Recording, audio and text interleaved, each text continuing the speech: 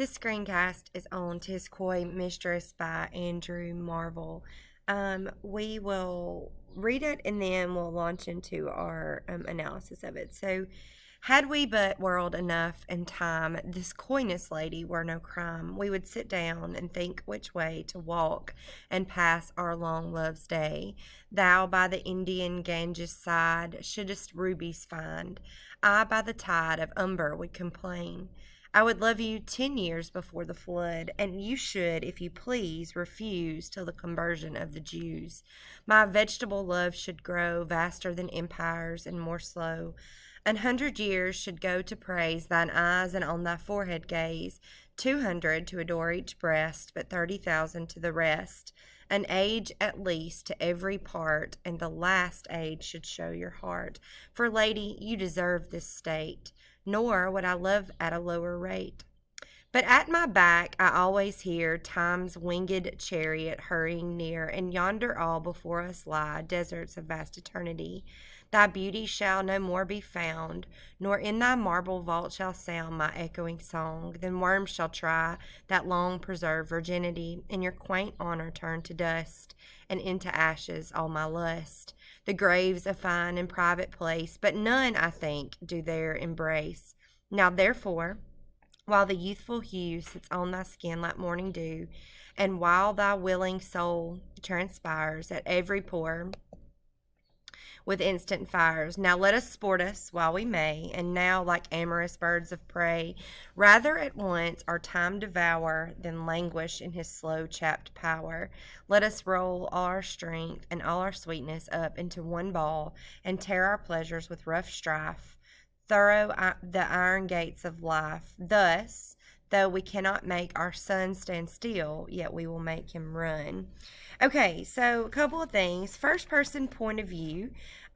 This young man is addressing his lady love. And you've got a lot kind of going on here. And you'll notice that it's broken into 3 separate sections. Remember when I talked in an earlier screencast about sometimes how pay attention to those differences in spacing and even gaps, something that just changes the flow of the poem. So you'll notice that you have this first section to lower rate here. You have that section, but then the next section is indented in.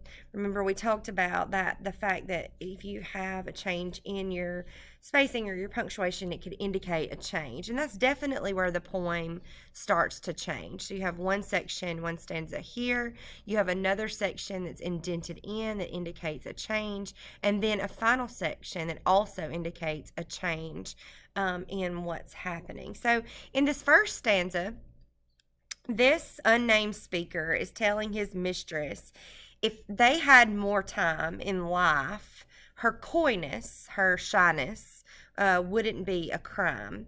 He would compliment her, he would admire her if there was only more time. It says that he would spend so many years talking about each part of her face and her other body parts. It says 100 years should go to praise thine eyes and on thy forehead gaze, 200 for each breast, 30,000 to all the other parts, an age at least to every part. So initially what he's doing here, he is trying to impress her. He uses words that allude to exotic locations, the Ganges in India. He's a world traveler. He's been everywhere and seen everywhere, but nothing compares to this beauty that is her. He also alludes to biblical history as well, the flood, as in the flood with Noah in the Bible. And so he wants to show off his well-learned worldly stance there. Then he shifts to flattery. So he's trying to impress here. Then he goes into flattery. 100 years, praise thine eyes. 200, adore each breast. 30,000 to the rest, an age for every part. The last should show your heart. So he's saving the heart for last. So that's where he needs to concentrate on on time. However, heart here could also be a metaphor for the heart of somebody, in that it could be that one part of herself that she's keeping from him. Okay. The second stanza is that shift, and we'll talk about that. He said, I would do all of this, all of these things. I'm going to impress you with all my worldly knowledge. I'm going to flatter you. And if I had all the time in the world, I would spend the rest of the ages flattering you. But we don't have time. Because of that, life is short. Time's winged chariot is hurrying near. Death is forever. It says, and yonder all before us lie deserts of vast eternity. It's forever. When we die, there's only a short period of time where we could viably do this. He even warns her that she could die a virgin. And so that's a threat there. If you don't give yourself to me, you could die a virgin. And what's more than that, if you don't give yourself to me, all of my desire is going to burn me up. My ashes, all my lust, it's going to like burn me to ashes. So their youth is going to be gone if they do not carpe diem or seize the day. He uses deserts, worms, I'm trying to get it right there. Deserts, worms, dust, ashes. Time is swiftly passing. Death is approaching. He's serious. This is a warning, a threat. It's pointless to resist it. Seize the day and give yourself to me. Okay, and then we have one more little shift.